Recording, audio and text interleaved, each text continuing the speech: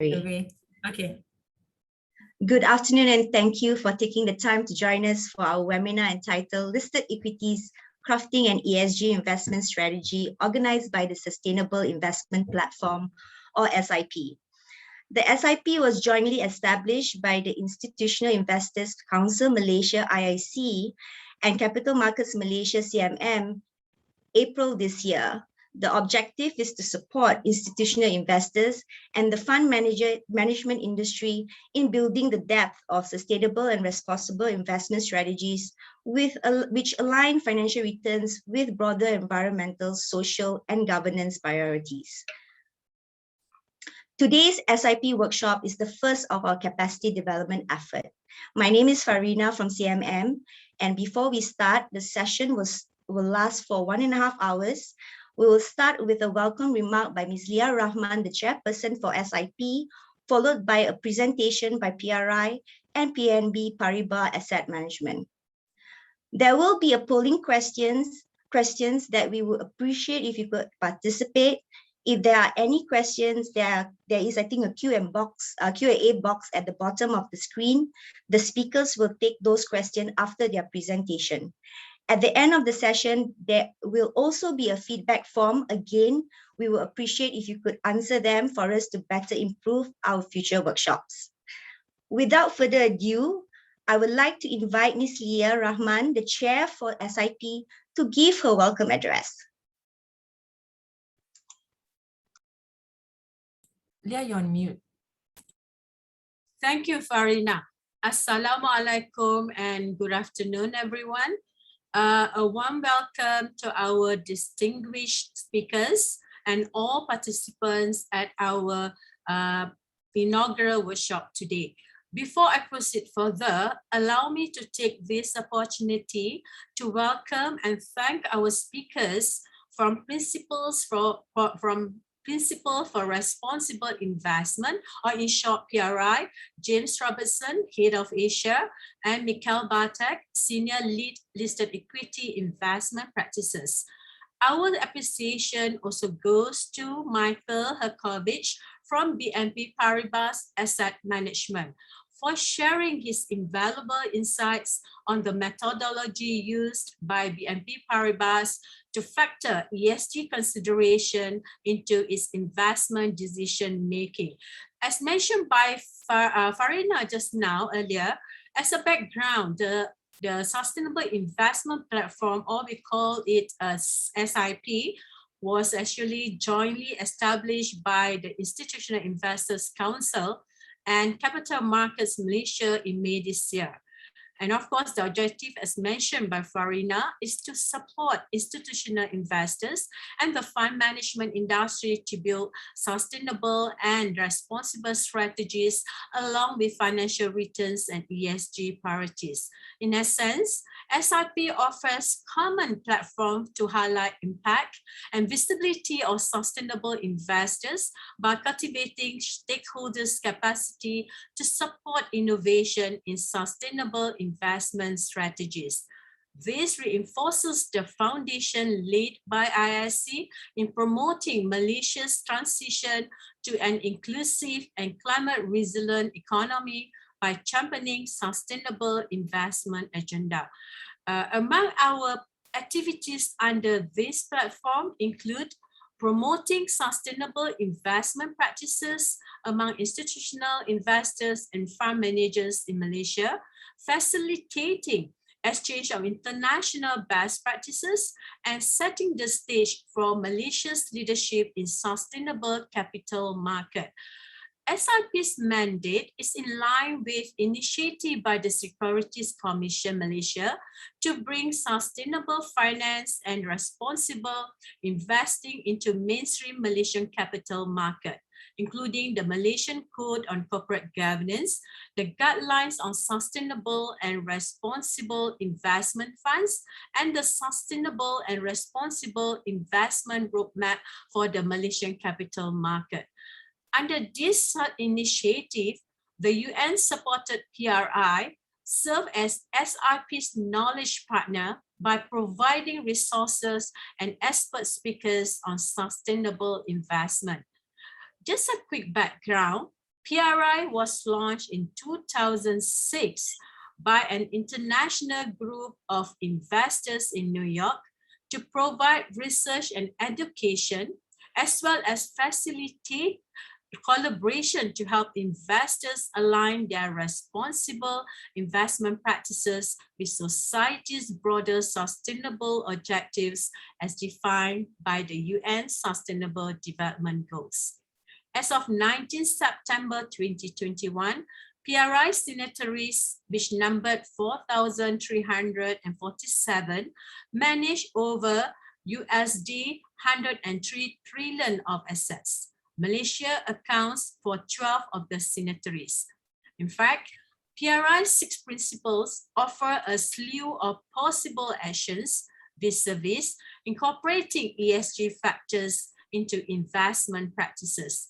This is where the signatories strive to contribute towards a more sustainable global financial ecosystem. We are indeed very privileged today to have PRI representatives to share with us how to get started in responsible investing, as well as how to incorporate ESG in the trading of listed equities. Ladies and gentlemen, against the backdrop of stock trading on Bursa Malaysia being open to foreign funds and institutions, ISC has become a strong advocate of sustainable investment strategies which take into account of both financial and non-financial aspects to deliver long-term sustainable value to its beneficiaries. Greater emphasis has now been put forward fostering ESG-related considerations such as climate risk, board quality, treatment of workforce, or cybersecurity, in addition to merely focusing on crunching financial return numbers. Today's workshop, as mentioned again by Farina, is the first in the series of workshops which are intended to provide better understanding on the concept of sustainable, responsible investing, as well as to enhance technical skills in sustainable investment among institutional investors. Doubtlessly, sustainable investing has become a long way amid global demand and push by investors, especially those from developed economies, to embed ESG criteria in their investment decision. Not only that, they have indirectly harnessed interest in ESG-related matters. Their proactive role has sparked both shareholder activism and awareness vis-a-vis their advocating of strong ESG agenda in their investee companies, through integrating sustainable factors into their investment mandates. Recall that the Securities Commission Chairman, during the recent launch of the third Malaysian Capital Market Plan for the 2021 to 2025 period, has said that the market regulator is looking into climate disclosures for both corporations and capital market intermediaries in Malaysia to promote greater alignment towards the recommendations of the task force and climate-related financial disclosures. After all, with climate risk becoming a significant consideration of investment risk, investors are looking to company disclosures and data to make informed decisions. The Securities Commission pointed out that this will become more pertinent as transition finance grows increasingly more mainstream. Disclosures of data are thus key indicators for investors to identify potential risks, such as potentially stranded assets, and to evaluate if a company intends to manage its carbon footprint going forward. The Securities Commission further added that it would provide holistic information for investors to analyze the risk-reward trade-off of carbon projects initiated by businesses and the cost of capital. In this regard, ISC wishes to reiterate that it is important for institutional investors to play an effective stewardship role in shaping, influencing and championing the sustainability cause in the realm of the Malaysian capital market. Whether this will turn out to be a long and arduous journey or otherwise, everyone from the investors to the PLCs and their stakeholders, vendors, and even consumers have a role to play in making this journey a sweet success. In closing, I hope participants at this workshop will take the opportunity to gain knowledge from our three speakers on how institutional investors can leverage ESG investment strategy both successfully and profitably. It's not a matter of how big or how small your organization is. It is about doing the right thing, to invest responsibly for the future of mankind, as opposed to merely with the bottom line in mind. With that, thank you once again for your support and for making time to join our workshop today. Not forgetting to our three distinguished speakers, thank you once again.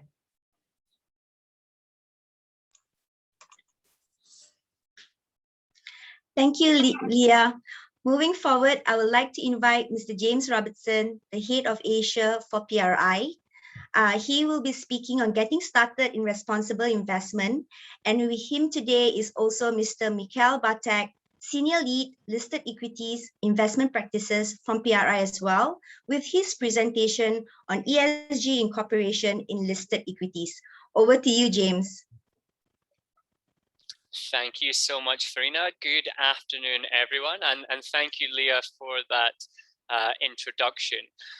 The PRI is, of course, delighted to be supporting the SIP as a knowledge partner and to be collaborating with both CMM and IIC in driving greater awareness and implementation of sustainable and responsible investment in Malaysia.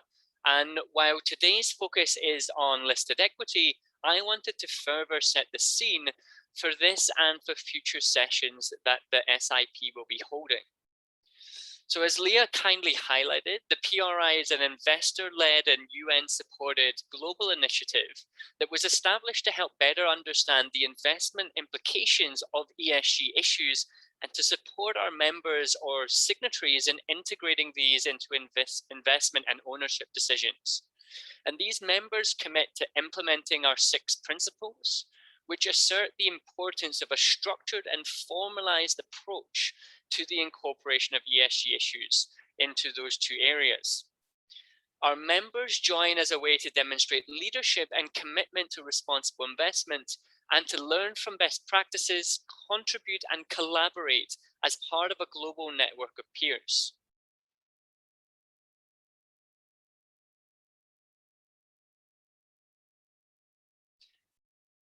At the heart of what is driving the PRI's work, so the core of our mission is a belief that an economically efficient, sustainable global financial system is a necessity for long-term value creation, and that such a system will both reward long-term responsible investors, but also benefit the environment and society as a whole. And it's this last aspect which is increasingly moving to the fore. So as scrutiny and questions arise as to the role of the financial system and the investment industry, particularly around meeting societal goals such as the Sustainable Development Goals and the Paris Agreement. Now, what is undeniable is that interest in and application of responsible investment practices has been picking up pace. PRI membership is often referenced as an indicator for the mainstreaming of responsible or sustainable investment. And you can see that from an initial group of 100 investors back in 2006, it has since grown to a membership of well over 4,000 signatories, managing a combined total AUM of over 120 trillion. And while initial adoption of RI practices came from Europe and North America, investors from over 85 countries have now joined the PRI. And while RI is a relatively new concept in Asia, interest has been rapidly expanding in recent years, with Asian investors well positioned to take advantage of and learn from the more extensive experience and develop practices of their global peers. In Malaysia, we see asset owners like EPF, QOP and Khazanah already emerging as leaders in this space and increasingly vocal and visible on their commitment to responsible investment. It's important to note that the PRI and our signatories exist as part of a much wider ecosystem of stakeholders and collaborative initiatives that are working towards sustainability within the financial system. This includes the PRI's 2 UN partners, the UN Environment Programme Finance Initiative, which established the Principles for Responsible Banking in 2019 and also coordinates the Principles for Sustainable Insurance, and also the UN Global Compact, which is a non-binding UN pact encouraging businesses and firms worldwide to adopt sustainable and socially responsible policies, and that has over 12,000 companies participating.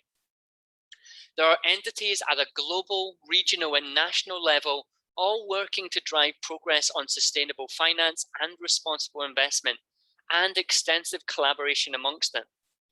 So just some examples. The PRI, along with 3 UN agency partners, launched the Sustainable Stock Exchange Initiative in 2009. Its mission to build the capacity of stock exchanges and securities market regulators in promoting responsible investment and advancing corporate performance on ESG issues. The Investor Agenda is a platform for accelerating action for a low carbon world, and it is done through a coordination of a number of regional investor groups focused on climate alongside the PRI. There is the NGFS, of a network for greening the financial system, a network of 83 central banks and financial supervisors looking to accelerate the scaling up of green finance. And of course, locally, you have examples like the SIP and the IIC, which have strong support from the Securities Commission Malaysia and Capital Markets Malaysia. To take a step back, we define responsible investment as a strategy and a practice that incorporates ESG factors into those investment decisions and into active ownership practices. And you'll hear more later in today's session in how this is done, but it can be seen as representing 2 separate but interlinked aspects. The first area is Esg Incorporation. So when investors are building a portfolio, utilizing data on ESG issues and incorporating that into existing investment practices using one or a combination of 3 approaches.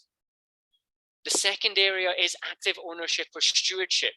Investors can encourage the companies that they're already invested in to improve their ESG risk management or develop more sustainable business practices.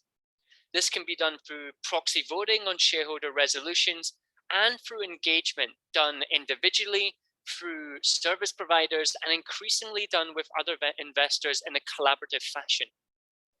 Of course, today's presentation will focus more closely on the incorporation side, while further activities held by the SIP next month will look at active ownership. And for those organizations committed to undertaking and implementing responsible investment, a key aspect and starting point is developing a formalized approach which embeds responsible investment into an organization's structure and their processes. This is something not only crucial for successful adoption and implementation, but it's an important component for asset owners as part of their manager selection, appointment, and monitoring. It helps to evidence that an asset manager is not merely undertaking greenwashing, but can demonstrate a commitment from the top of the organization down. And you can see a number of these key components to be considered on the screen, and aspects of these will be highlighted further through the case study we'll be hearing from BNP Paribas Asset Management later in this session. To help understand this mainstreaming of responsible investment, it is useful to be aware of the drivers involved. And we'll be going into the drivers and challenges specifically for listed equity later in the afternoon. The first one here is materiality, that growing recognition that ESG factors can influence investor returns, that they have the potential to be material to performance and in determining risk and return, and as such can be considered part and parcel of fulfilling an investor's fiduciary duty. We see market demand increasing from asset owners and from beneficiaries, increasingly calling for not only greater transparency around how and where their money is invested, but being driven by a growing awareness that ESG factors influence company value, returns, and reputation. And of course, regulation, where since the 1990s, we've seen this increase significantly. Across the world's 50 largest economies in the last decade, there have been over 730 hard and soft law revisions to over 500 policy instruments, looking to support, encourage, or require investors to consider long-term value drivers. The last slide I'm just going to finish on here in this graphic, it highlights the PRI's priorities over the next 3 years. And this looks to demonstrate how responsible investment is progressing and evolving. These are based on feedback from our 4,000 plus members, and given the PRI's position, our activities often play a significant role in driving key trends and practices. And alongside strengthening ESG incorporation, increasing stewardship ambitions, you see a greater focus on aspects like social issues in the wake of COVID, a drive for climate action and securing net zero commitments. Particularly for long-term investors, they're looking at how their investments support delivery of the SDGs, and aligned to this, a focus on outcomes, looking to better understand the effect their portfolio has, and through this, the activities of the companies they are invested in, onto the world itself.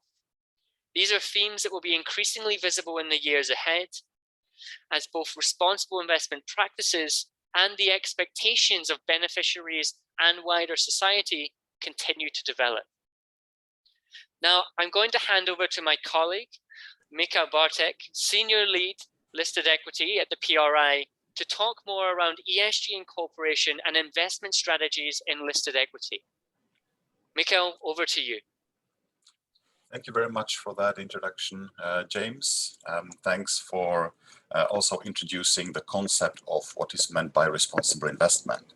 So I'll take the next 25-30 minutes to explain how we see ESG incorporation into investment decision making, and we'll also highlight some of the processes and most common challenges. And I will also highlight or explain to you what is the current state of usage and adoption of responsible investment techniques among our signatories. So as James highlighted earlier, there are a number of ways in which responsible investment can be done in the listed equity space. We will take a closer look at the most traditional approach to responsible investment with its roots decades ago, and that is the middle part, ESG screening, which can take a number of different forms. I will also explain some of the techniques that can be used in the actual ESG integration into portfolio construction and in actual stocks or security-specific decision-making, highlighting the key environmental, social, and governance factors. We're also mentioning active ownership here, but that is very much an area that will be explored in sort of subsequent events and activities. But here I would just like to say that active ownership represents an activity or processes that are part of the wider stewardship framework and involve issues such as voting at companies' general meetings, as well as engagement, direct shareholder engagement with the companies, either directly or with the help of collaboration platforms alongside other investors. But let's take a closer look at the comparisons between some of the ESG incorporation approaches. So whilst there are different ways of approaching the process, and they are not mutually exclusive, typically one differentiates between pure screening versus integration. And what's also relevant and has been for many years and is becoming even more relevant is thematic investing, where investors focus on particular broad trends and sort of macroeconomic as well as demographic and social trends that one can take into account and maybe even focus on in one's investment policies. Now, some of these have specific pros and cons, but one of the most typical sort of benefits or features of, let's say, integration is the fact that it provides a much more complete picture of the risks and opportunities faced by companies. Because by going through integration, by incorporating ESG factors into company analysis, the analyst discovers a lot more about the company, the way it handles or manages or maybe fails to manage some of the risks arising from climate change or changing regulations or reputational issues. It's also applicable and useful to investors that do not have any thematic investing in mind. It's useful to investors that really only care about risk and return achieved on their portfolios on behalf of their clients. But all these approaches can fit in with the existing investment processes. So companies do not have to abandon their typical ways of formulating and implementing investment strategies. They can integrate ESG considerations into the strategies and processes that they may have been using for a number of years. But rather than going through these items in detail, I suggest that we look at each of these sort of blocks or approaches in perhaps more detail. Before we do that, however, I would just like to look at the investment space from a slightly different perspective, slightly different lens, because it's important to appreciate that ESG Incorporation, or just screening of the investment universe, is not only relevant when it comes to security-specific fundamental analysis approaches, it is also relevant and can be done in the more passive types of approaches, such as index construction or benchmark construction, or benchmark tilting and modification techniques. So there are obviously a number of approaches that rely on statistical analysis, that allow on significant usage of data, that slice and dice the investment universe that can potentially, for some investors, consist of thousands of stocks. And there are obviously ways of measuring and measuring different underlying drivers of securities, such as the traditional factors, value, size, momentum, and so on.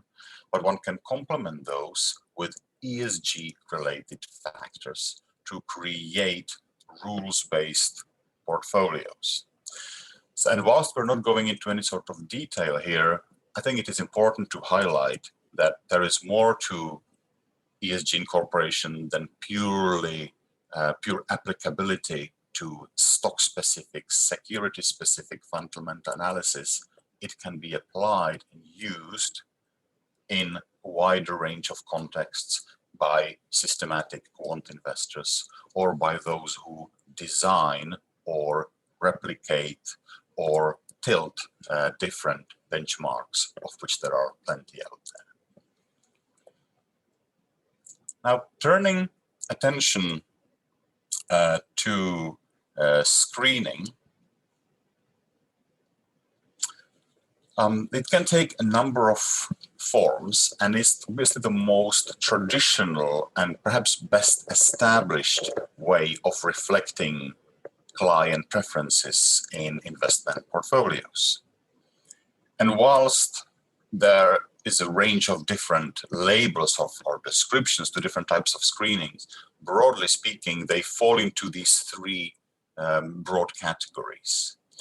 And of course, if a client has some specific preferences in terms of what his portfolio should or should not include, then one can obviously express those preferences and require the fund manager to follow, say, absolute rules on exclusion of stocks that have anything to do with the production or distribution of alcohol or weapons or other types of activities. Tobacco or gambling are typically mentioned. So the simplest way of reflecting such preferences is to simply impose an exclusionary screen that would basically exclude stocks with such activities from the portfolio. What happens afterwards is that one can incorporate all sorts of ESG factors in the subsequent analysis, but the initial screen or the initial set of exclusions would basically remove certain sectors or certain types of companies from the investment universe that's then considered by the investment process. And while some of these rules can be absolute, they can also be relative using materiality thresholds. An example would be an exclusion of companies that derive, say, more than 10% of their revenues from a particular activity, such as production of weapons or alcohol. Inevitably, exclusionary screens do reduce the investable investment universe. And we will see that that may have implications for risk and returns of the portfolios. It's also possible to do inclusionary or positive screening or best-in-class screening, where companies are rated and only the best, based on some ESG criteria, are then included in the portfolio. These are often very data-intensive processes, and companies often use external data providers to help them carry out assessment or screen-based ratings of perhaps hundreds, if not thousands of companies, of which they then include the top portion, maybe decile, or the top 1% or top 10%, whatever the criteria. And what's also relevant is so-called norms-based screening. So this is the screening based on some sort of minimum standards of business practices that are based on international norms. International norms based on UN treaties or Security Council resolutions and sanctions, Universal Declaration of Human Rights. There are a number of organizations that have set these out, and one can use that as a form of filtering the investment universe in this so-called norms-based screen.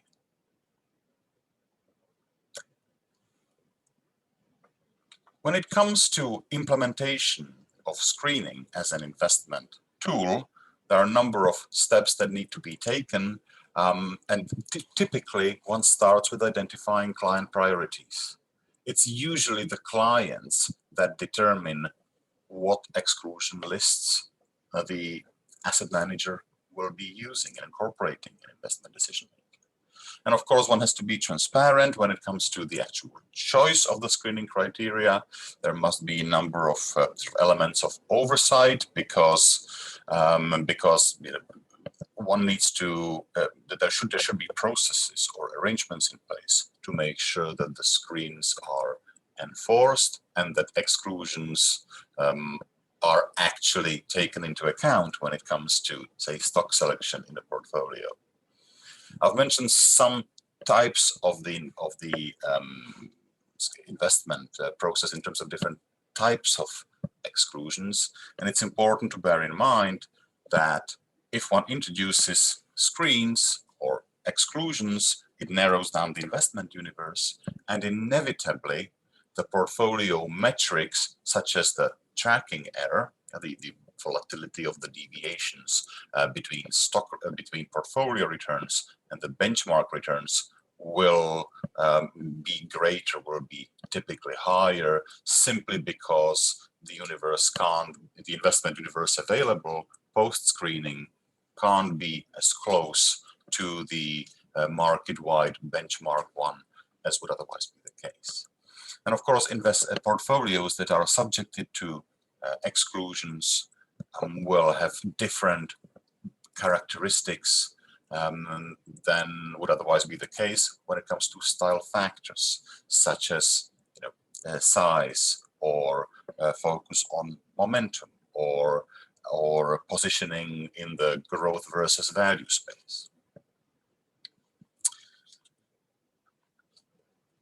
Now, the screening tends to be done in two different ways. Either it's done by the asset manager's own staff, or it's outsourced to a separate service provider. The service providers tend to provide lots of data, helping the fund managers navigate through the different definitions, and ultimately the data providers tend to be the main source of data used by asset management companies.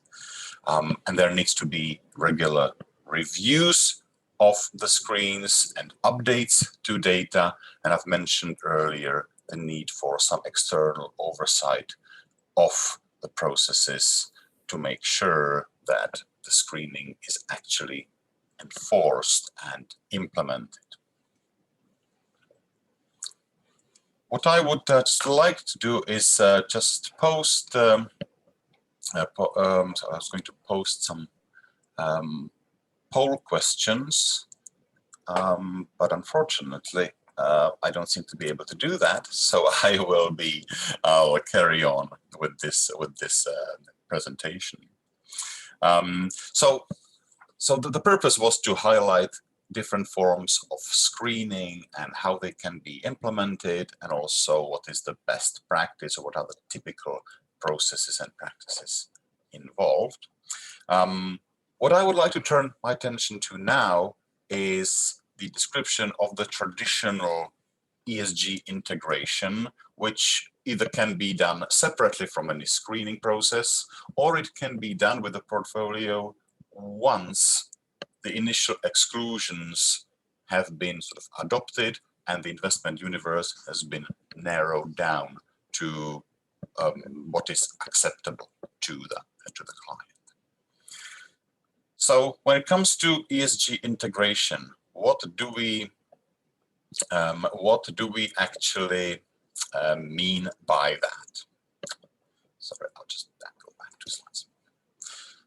So one of the potential definitions is that it's the systematic and explicit inclusion of ESG factors into investment analysis and investment decision-making process. So it does mean that analysts would take into account all the usual metrics and pieces of information, such as in company reports and financial statements, and one would also add ESG information into that consideration. One also needs to consider the materiality of financial and ESG factors. This is hugely important because taking a closer look at the security means that we can uncover potentially dozens and dozens of potential environmental, social, and governance factors.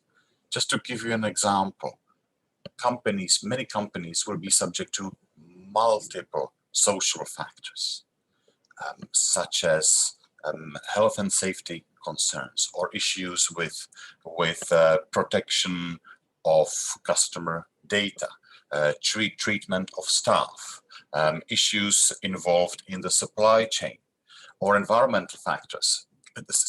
One company can be subject to a range of environmental factors. It can be subject to climate change considerations.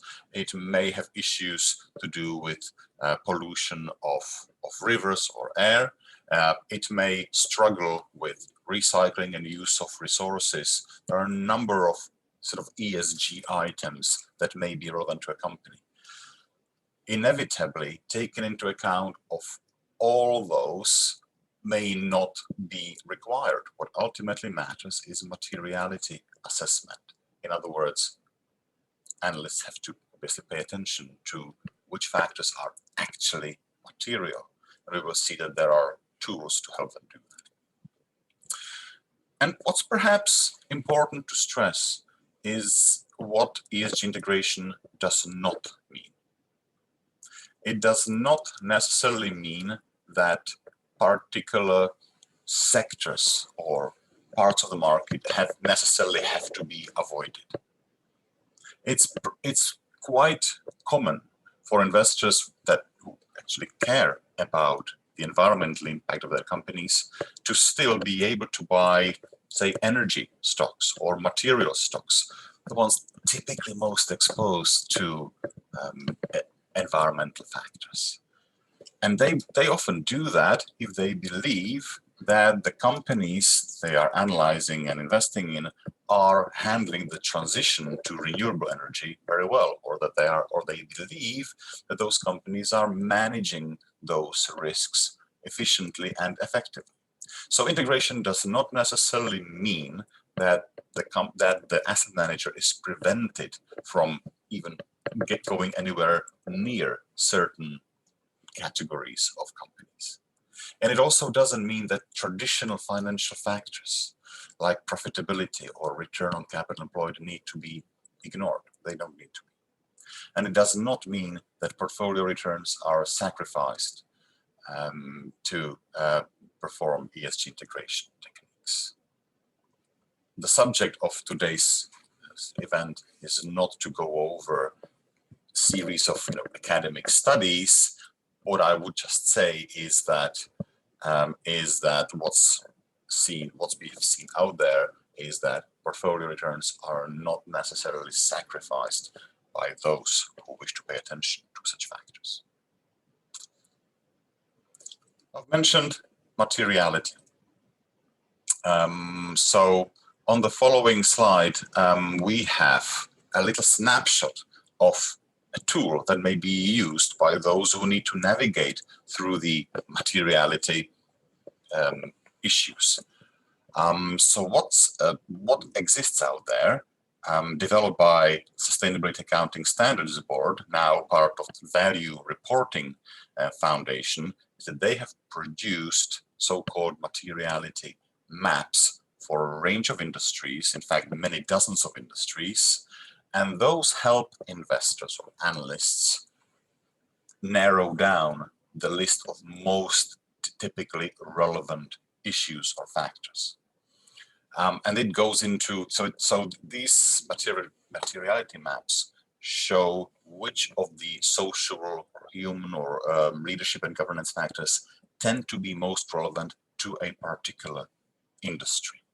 If one was to look at the live version of this, which is available online for everyone, one could click into the specific sector. I could open up the healthcare sector, for example, and there I would see a number of subsectors, one of which would be, for example, retailers of pharmaceuticals products. And there I would see that the most relevant factors are, say, data security, product safety, customer welfare, energy management, and so on.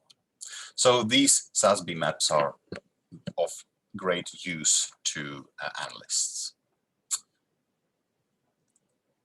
Now, if we were to imagine that we are starting to build up a selection, say a portfolio of stocks using some of these, using ESG integration, typically we would start off with some qualitative analysis. We would analyze the economy, the industry, would want to understand as much about the company as possible, and we should take into account ESG factors there to get a better understanding of the ESG risks and how they are managed.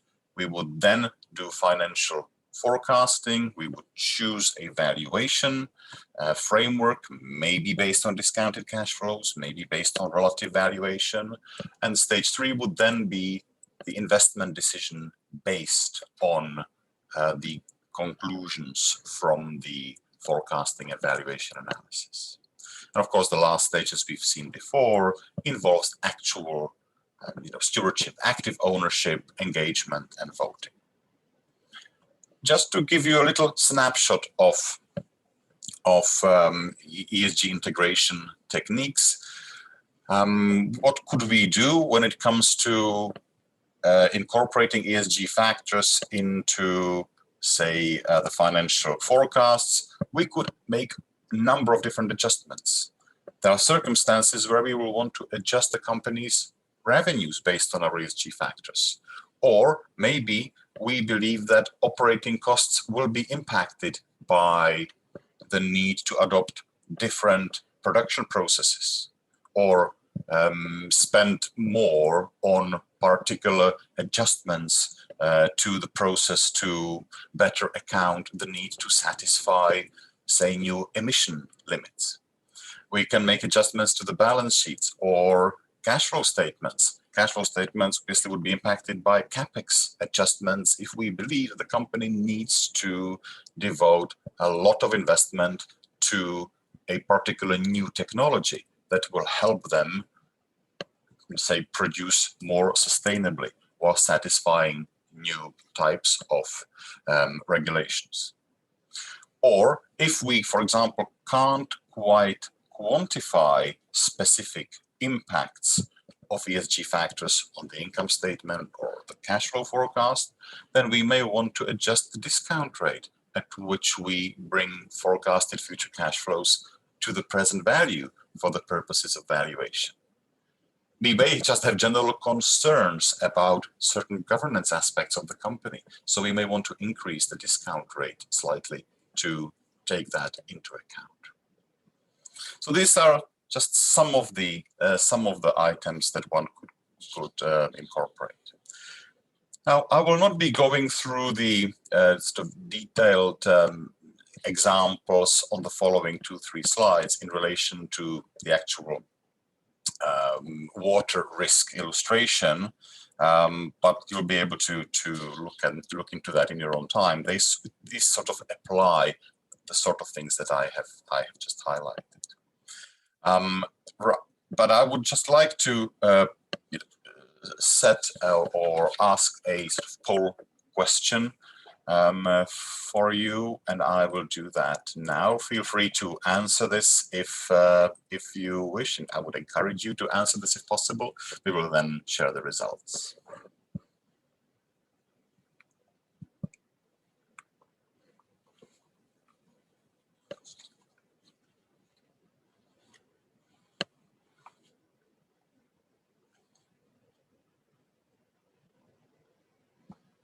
So this question was about what investment strategy does your organization pursue in that active versus passive space, and the vast majority of you are suggesting that your organization focuses mainly on active equity investing in the traditional discretionary fundamental space, and some of you also combine those with the quantitative factors. So thank you very much for that. I'll ask another question now.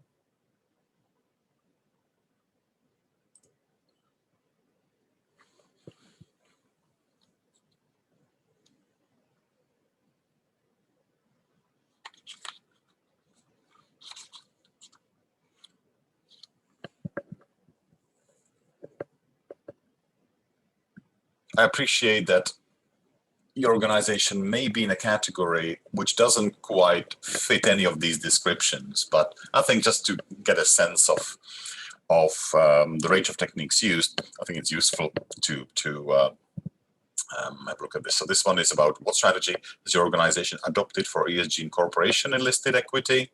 And as I'm sharing now, it appears that the vast majority of participants use a combination of integration and screening, or purely integration or purely screening.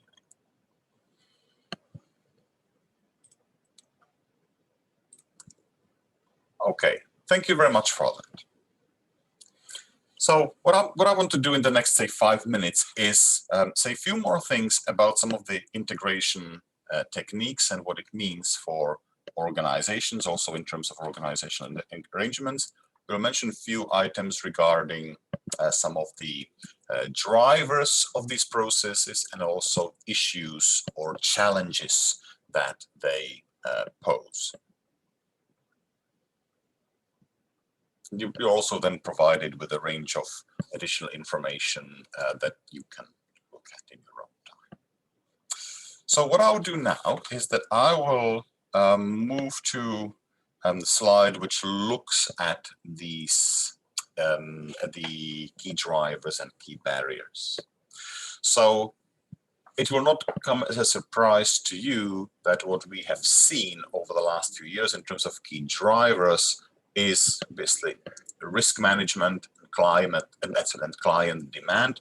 Risk management, i.e. helping companies, helping investors avoid investment in companies that suffer when, say, transition risks materializes, or when physical risk materializes. So avoidance of disasters is one of the main motivations for incorporating ESG. We've also seen that client demand is one of the driving forces, and increasingly growing regulations are making investors take these issues into account. And depending on the regions, many investors see this as a sort of an alpha generation exercise, and some of them do it because of fiduciary duty to act, in the best interests of their clients.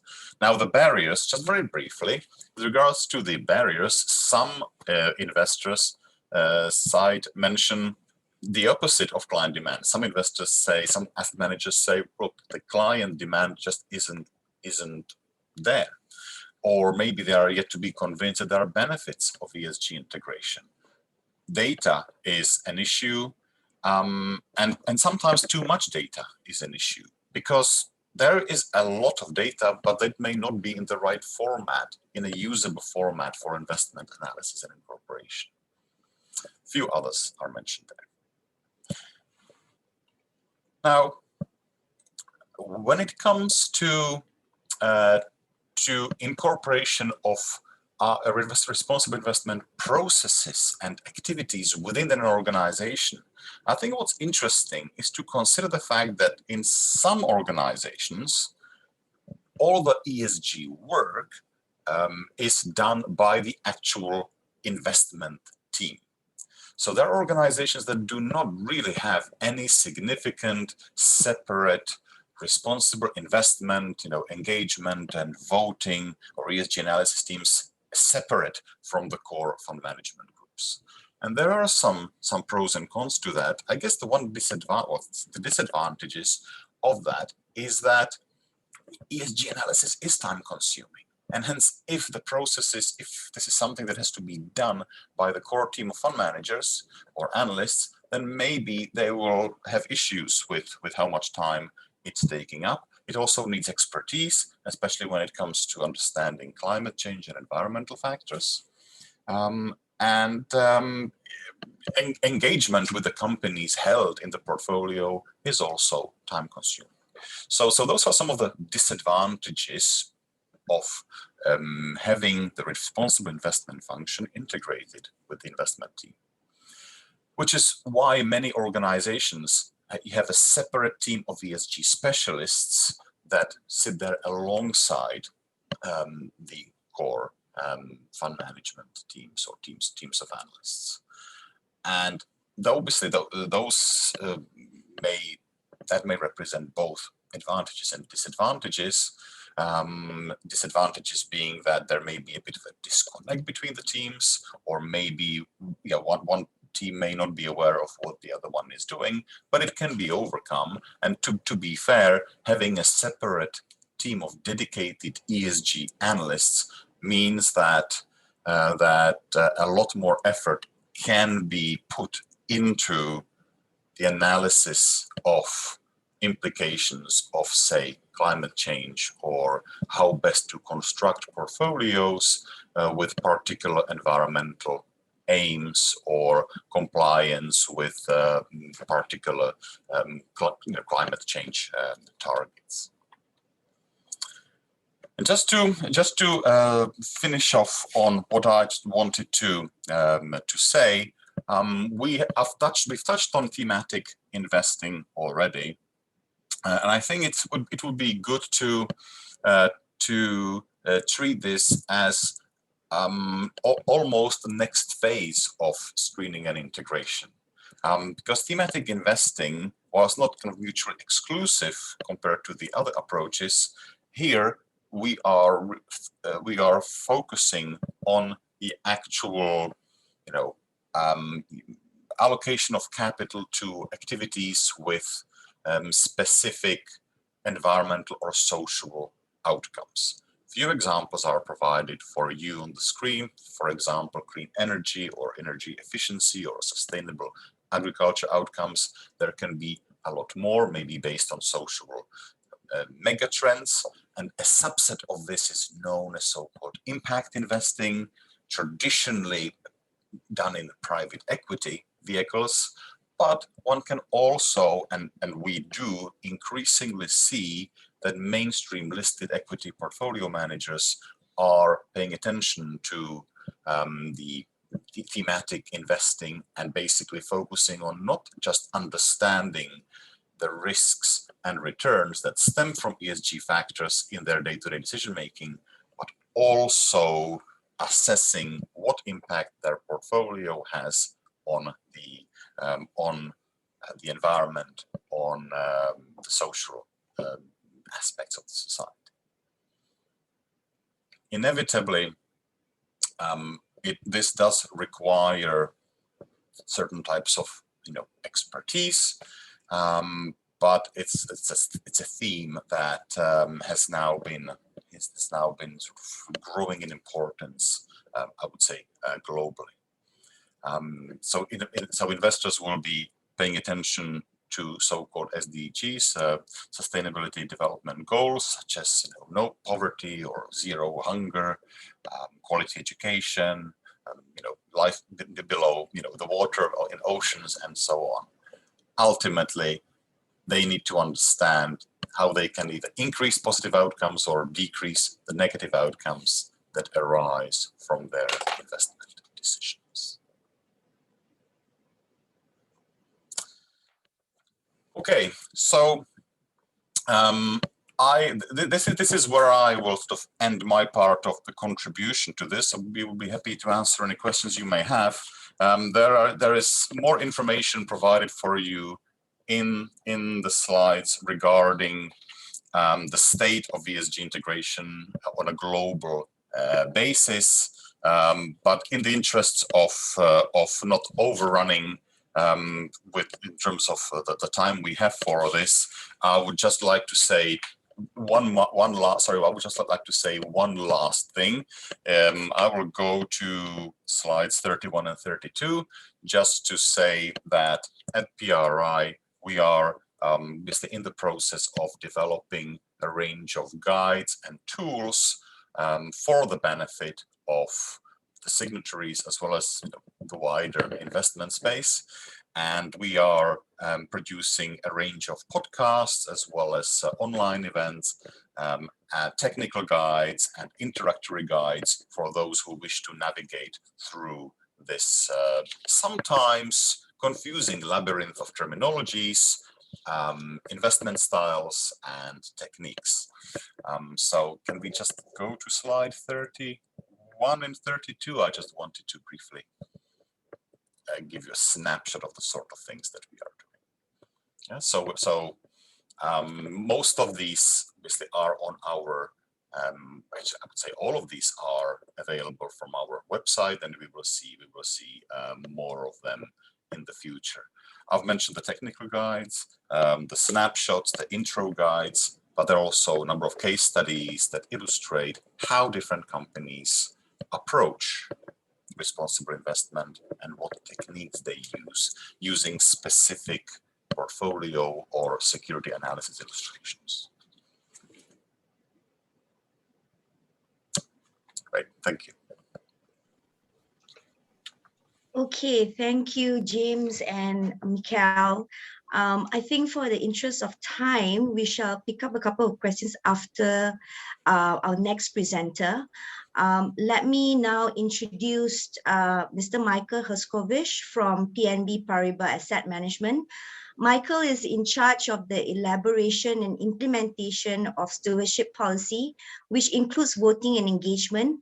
He also plays a critical role in the design and development and implementation of PNB PM Global Sustainability Strategy, and is a key driver for the firm's ESG research and integration, as well as SRI analysis.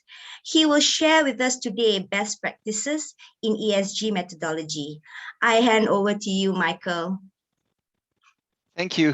Thanks a lot for the introduction and the possibility to speak today. Thanks for CF for organizing this event, and PRI for this great introduction. So I will try for myself to try to explain what choice we took from a PRI presentation. We had different possibility to to explain the way we approach ESG investment and our strategy, and for you hopefully to have some idea of how you can implement that into your own organization.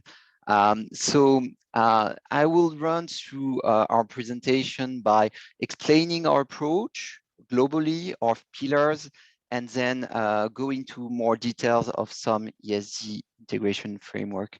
Is the slide working? Yeah. Okay, so sustainable investment approach. We have historically built our approach long time ago, almost 20 years ago. Initially, the team, which is a dedicated team, by the way, at BNP Paribas Asset Management, 28 person now within the team that is called Sustainability Center. Back then, it was 3 people, 20 years ago, and we build first for SRI product, and then really widespread and had an approach towards the full organization, and put a framework in place. This framework that I'm showing here, in fact, 2 years ago, when we decided to adopt our global sustainable strategy, GSS, to explain the way we're going to approach sustainable investment. So we build our approach towards 6 pillars that I'm going to go through most of them. The first 4 pillars are applied to all our investment approach. They're constructed over 4 elements. ESG integration across all investment. That's going to be the first point that I'm going to explain and dig in. Stewardship, voting and engagement. That's my area where I'm coming from. Responsible business conduct, which is a norm-based and sector-based screening that Michael from PRI explained earlier on. And our forward-looking approach on the 3 E's, energy transition, environmental sustainability, and equality and inclusive growth, which are the 3 main topics we decided to focus on. The 5th pillar, which is not applicable for all our investment, are sustainable plus range funds, so thematic funds, impact funds, where we have developed some specific strategies, in-depth strategy towards ESGs. I'm going to dig in on my last point. We're an investor. All what I'm saying on those 5 pillars are applicable as an investor on our investees companies. But we're a company. We have employees. We have our own carbon footprint. So I just wanted to mention our 6 pillars that I'm not going to dig in due to our time today, but which is CSR, our own responsibility as an entity, and we are trying to walk the talk. So to apply to our company what we ask company to apply with. So that's also the 6th pillar, an important part of our strategies that I'm not going to go through here today, but that I wanted to mention. So I'm going to go through the 5 first pillar into a little bit more details, starting with ESG integration. So ESG integration across all our investment process. We really believe that ESG is going to come into each stage of the investment process. starting from investment philosophy, the research, the ID generation, the portfolio construction, the risk management, when we invest, the engagement, the voting, and afterwards the reporting of what we have been doing. So we constructed ESG integration through a bottom-up approach and a top-down approach, I would say.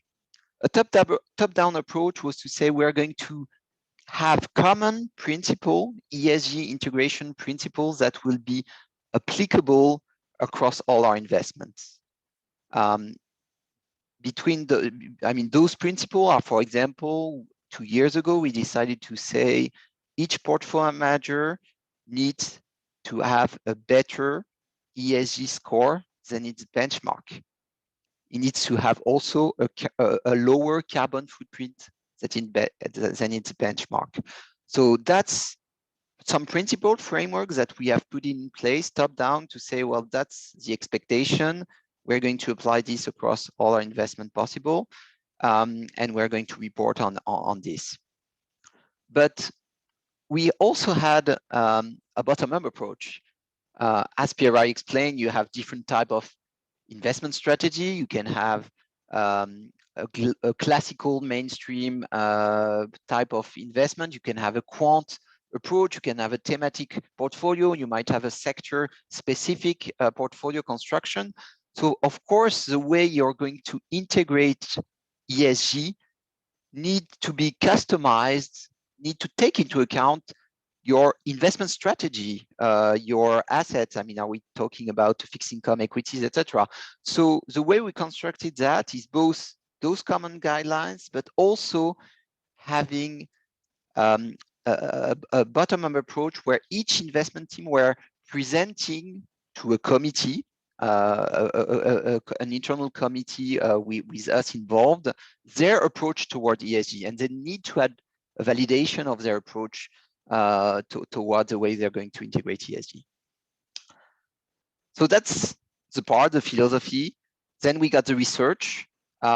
We have two main ideas here. When I say the portfolio manager needs to be the benchmark in terms of ESG, that's based on our own assessment.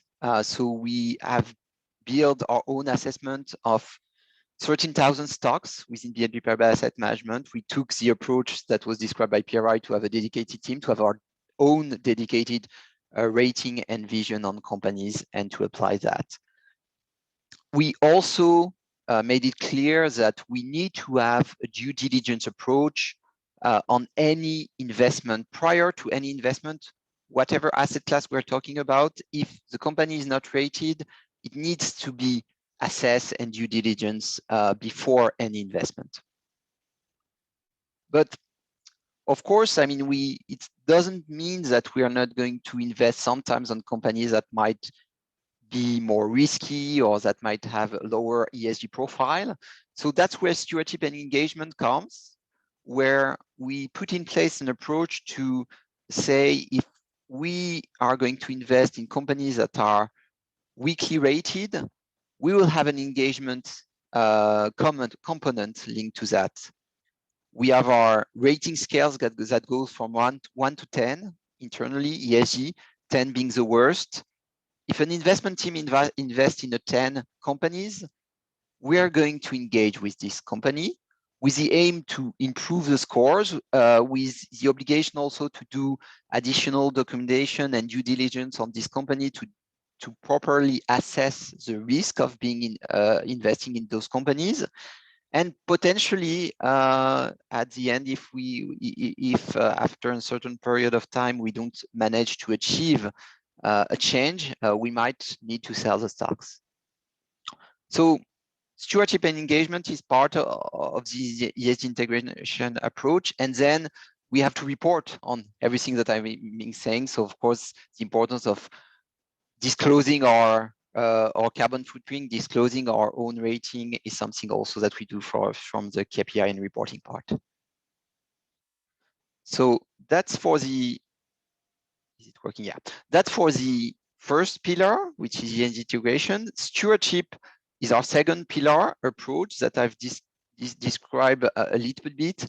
It's concentrated into 3 actions for us.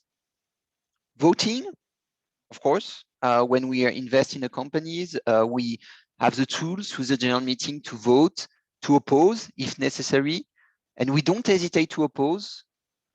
We opposed to 1 resolution out of 3, so 33% in average this year, in the objective of changing the approach, changing the practices of the company when we believe they need to be changed. So voicing on concern by being active through our voting activity, by opposing, is a key component of our strategy.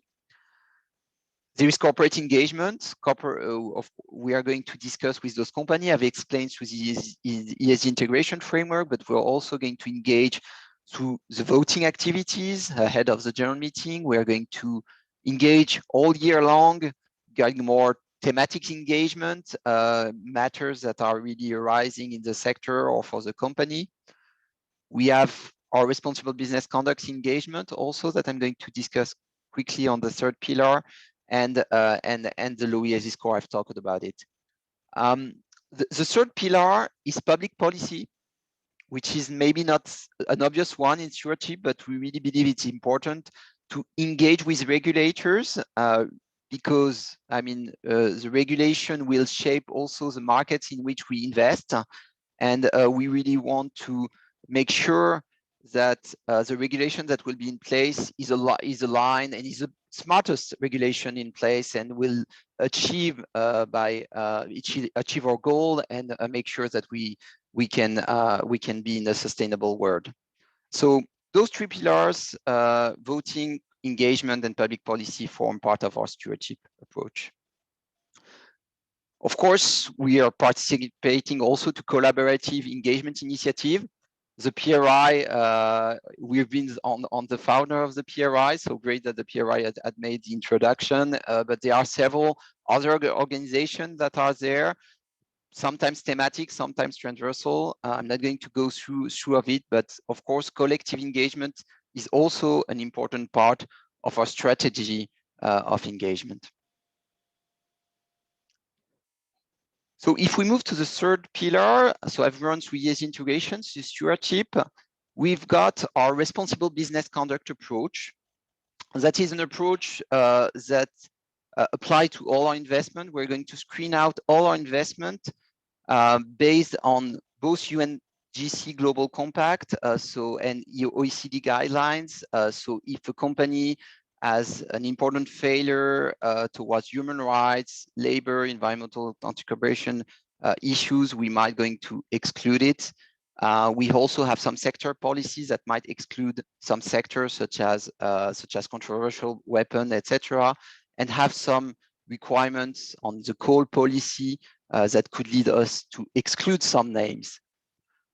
Of course, all those exclusion is, in my way, a form of failure of engagement. There are a lot of policies where we talk with the company, we engage, and if we decided to disinvest or to exclude, it's a form of failure of engagement. I mean, that's not our first choice to exclude, but nevertheless, we believe it's important to avoid some risk for us to screen out most of our portfolios through those different standards. So the 4th pillar is the 3 E's and our key investment teams for the futures: energy transition, environmental sustainability, equality and inclusive growth are the 3 focus that we have put in place. We have also S and wellness and technologies that are really big global trends that we can see, and our investment teams are strategically positioned to capture those opportunities presented by global trend, with a growing population, with the globalization of the economy, climate change, biodiversity loss, and digital technology transition. That's all big thematics that we are trying to assess and capture through our investment decision. And of course, influence through our engagement and stewardship also activities. So that's the 4th pillar that's applied to all investment. If I spend a little bit time on the 5th pillar, which is more thematics and sustainable plus funds. We have two elements that I want to draw the attention with you. We have some portfolio, some strategies that are thematics that are mainly focused on our priorities that I've explained on the 3 E's. And we have a range of portfolios that some are new, some are under development, by the way, in order to meet those strategies, those thematics. So that's part of some thematics funds that are really growing a lot, that are really important for us to propose to clients that we wish to be there on those strategic funds. We've been also, so that's on the left of the presentation, being a lot involved through what was happening in Europe through the SFDR requirement, the directive, which is basically a directive that put requirement to be classified under some category based on the level of ESG integration. You had what we call category 6, 8, and 9. I'm not going to go into much of the detail, but I say that category 8 and 9 are the funds that really, integrate ESG in an in-depth way. And the way we have constructed ESG integration that I've explained led us to allow to have 84% as of today categorized on one of those categories, which is in a way a proof that the ESG integration framework that we have put in place is well aligned with what the regulator was putting in place. So I've not talked yet about impact investing, but for us, impact investing is something clearly important. It's something that we wish not to do and not to use it too more broadly. And we do not want to do, I would say, some impact washing. So it's really important, but we have defined what impact strategy mean and what the requirement for us to classify a portfolio and a strategy as an impact investing funds. And the two main points here is that there need to be a clear impact objective intentionally and a clear impact measurement and reporting of it. So we should be able to contribute and to measure positive social and environmental impact alongside financial returns for us to be considered as an impact investing. So it's going to be really a small portion of our sustainable plus range funds that for us as considered being an impact investing strategy. But we can have more discussion there. There is a framework that I might want to skip because of the time and to leave Q&A. So I've run through our approach. Hopefully it will help you structure yours or think about yours if you're in that mood. I think that to conclude, I want to say that the way we position BNP is to say that we are a future maker, not a future taker. And we are doing all of that to achieve long-term sustainable returns for our clients. We really believe that integrating sustainable practice allows us to enhance and preserve value for the client. So this approach is really creating value. That's our belief. ESG integration, stewardship on our investment to protect the future performance and also to influence companies and governments in advocating to a low carbon inclusive economy. So that's the goal of it. And I'll be happy to take any questions and to continue the discussion maybe after the panel. And don't hesitate also to reach out to me or our team if you don't have the time for the question. But I will leave the 10 minutes now for the Q&A part. Thank you, Michael, for the informative presentation. So as I mentioned just now, we're going to go into the Q&A session. So I have a couple of questions. Number one, from our participant, it's quite an interesting one. How do we determine the ESG rating of an electric battery manufacturer when the raw materials used is not environmental friendly? Probably, I open it to the floor to the speakers, probably James and Michael, both Mikhail and Michael could take the question. Sure.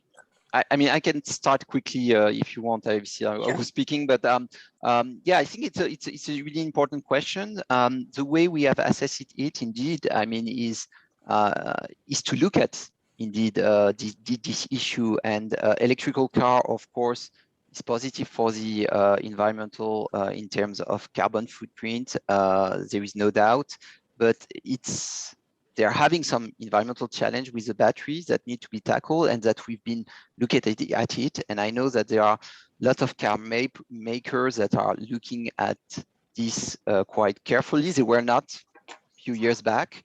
They're looking more carefully on the way they're going to extract, recycle, which is one of the challenges of the electrical car. It's not an easy question to assess, to tackle, but that's what we are looking at in terms of the car maker, by engaging with those companies to try to understand more their approach, and by indeed trying to tackle this issue and looking at the full picture and the full range of this issue. Okay, James, you have anything to add, or Mikhail? Yeah, I mean, I would just say, I mean, I would agree. I mean, there is no ideal or universally accepted answer to this issue. There's been, debate about, say, the rating on Tesla, that uses obviously electric batteries, and different entities take different approach. Do I have the right answer or strong opinion? No, but if you were to look at the ESG ratings companies, and you can see their overall views even without subscribing to their services, you can find it on the internet. You will see that even they have different views on, say, the same company, because they have different methodologies, different ways of either focusing on the ESG risks or risks and opportunities, or they use peer group relative comparisons versus absolute ones. So obviously different entities have different approaches and methodologies. So unfortunately, there is no one ideal answer to this question, but that also makes it rather interesting, because those who are sufficiently innovative to come up with new way of looking at this may have an edge in terms of adding value. So whilst there is no universality of opinions, there is also room to add value by those who take the extra effort to try to come up with an answer. And this issue, just last thing to say on this, the fact is that investors are aware of, say, problems with production of electric batteries, and by using their sort of stewardship and engagement with such producers or with companies that purchase electric batteries, by using engagement, as Michael said, they effectively keep putting pressure on the management teams of these companies to do something about that and try to find solutions. So I think that relates to the next question. I think if a company scores high in the E but badly in the S and the G, how would that be reflected in the final ESG score? And what if an investor's objective is only to prioritize the E? So this participant would like to know and like to understand how the funds approach this. I think it would be more of a Michael? I'll just say a few things about that. Look, ultimately, one has, ultimately, the end client will have some preferences. Maybe if the end client really wants, is really focused or concerned about the environmental factors, then he or she will make it clear to the asset manager, and the asset manager will need to find a way of designing a portfolio that captures that client concern. If the client instructions are not that obvious or striking, and the fund manager needs to find a way of doing some scoring or rating, then he or she will need to decide what weight, 30, 40%, whatever, to assign to the group of E or group of S or group of ESG factors. And the end result, the resulting rating will be a function of that methodology, which does involve judgment. So there's no ideal solution at a click of a button. It depends on one's views, it depends on the judgment, and maybe there's going to be an arrangement where some initial screen or scoring will rule out the really bad S companies or the really bad E companies, and then whatever is left is then used for portfolio construction.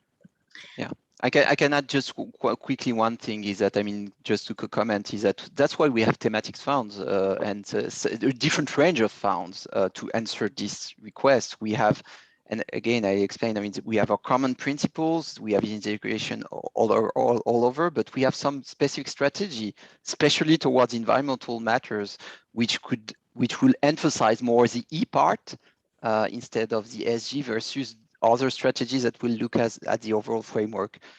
So that's a way also to answer it and having different type of range of portfolio and some that are might be more thematics and more environmental focus on their construction and on their approach. On that note, Michael, there's a question for you. One of our participants would like to learn more about how your impact investment strategy is different from your ESG strategy. Yeah, so it's a subset of the ESG strategy here. Basically, what I've explained is that we have the ESG integration framework that is across all our investment. We have some sustainable plus products that are more enhanced ESG, both by thematics, etc. And within those sustainable plus range, we have some investments that for us as considered as impact investing. Question is really on how you define impact investing. For us, it's not because we say that all our portfolio need to beat their benchmark in terms of ESG of have a carbon lower footprint that we classify that as impact investing. Impact investing really mean more, and we have, for example, a green bond portfolio that is under this category, but there is the really specificity from this type of portfolios that we believe for the moment are not fair to say that it's something that we, as of today, could apply globally to all our range. We hope that we will be able to, but we do not believe as of today it's fair to say that it's an impact investing approach that we have in place for the moment in all our range. Okay, I have another question for the PRI team. The question goes, I think there's two questions in one.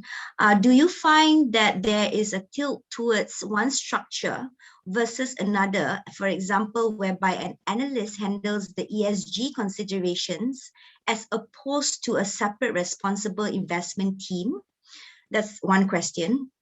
It's a bit long. Do you want me to repeat that? Okay. If you got that, then let's go to the other question that this person asked. Based on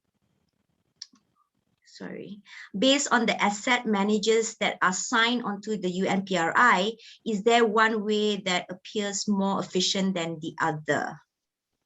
So James and Mikkel. I don't have an exact answer to this because I see both ways of doing things out there.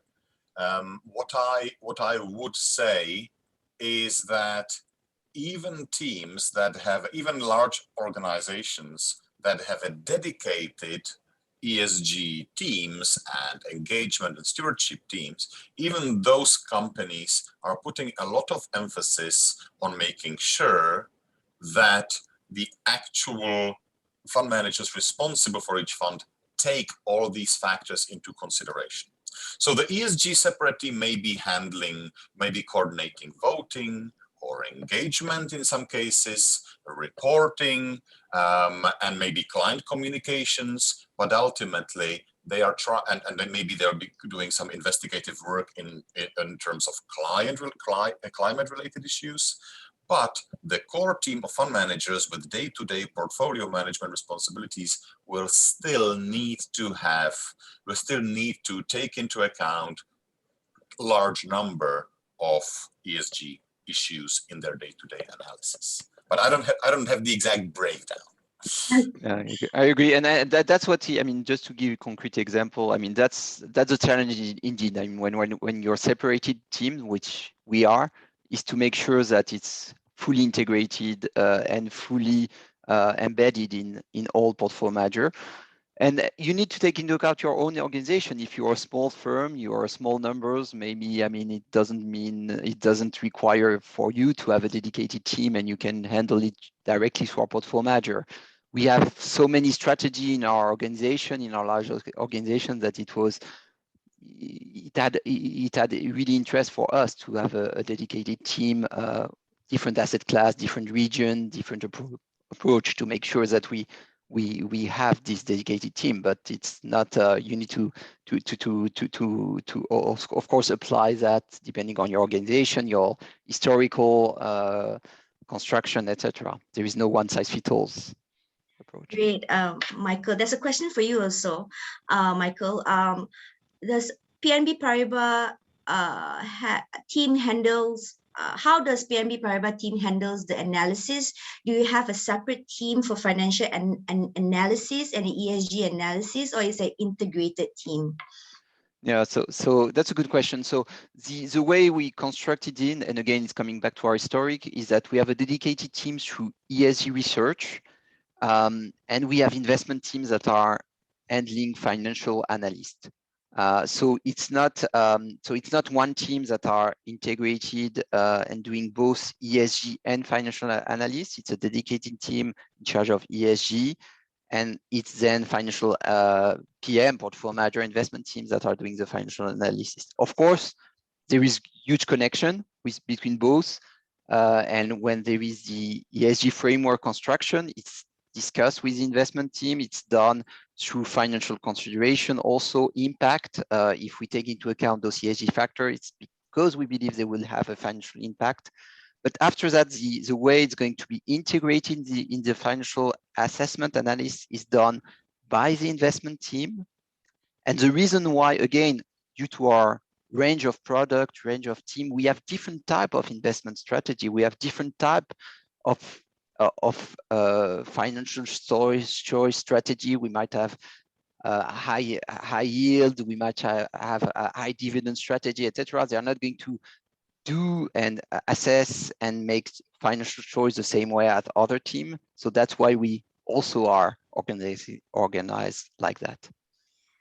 Okay, the interest of time, I think let's take another question and then we can conclude. Probably I'll open this to the speakers, to all speakers. What is the best way for local institutional investors in Malaysia to start pushing for a better sustainability adoption or disclosure by investee companies in other regions, while our investment exposure is relatively small or low influence? So what's the best way? And then, or it is the best way to avoid or dispose weak ESG rated companies instead of engaging them. So there's two questions. James? Maybe I'll jump in. I mean, I think this is something that we touched on a little bit in the earlier presentations, and is a key part of BNP Paribas' approach.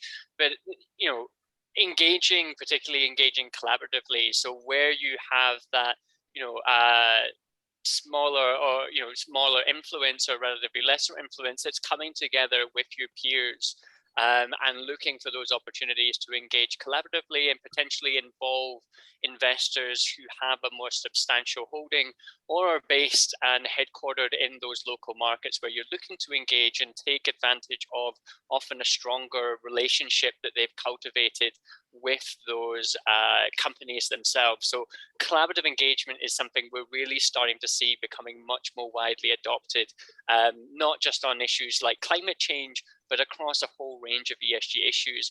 I think the other one, again, as part of BNP Paribas' approach, is the policy engagement. So not just, you know, when you're looking at stock exchanges who are looking at strengthening sustainability disclosure requirements.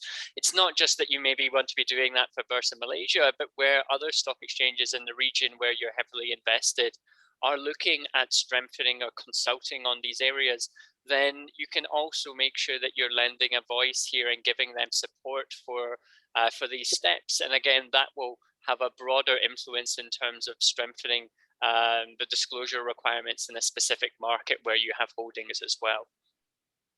Yeah, I agree. I mean, just adding to James' point, is you can do all of that without necessarily having a huge time to focus on. I mean, that's the big advantage of collective approach, and PRI is a huge and amazing example for that. I mean, there are other people that have worked on those subjects, and sometimes you just want to support them, publish a statement, or be involved in the engagement, a collective engagement organization, without necessarily meaning that you will spend hours and hours of your time on that subject, but at least you can support, you can be involved, and that's all the advantage of those collaborative platform and initiative to go through.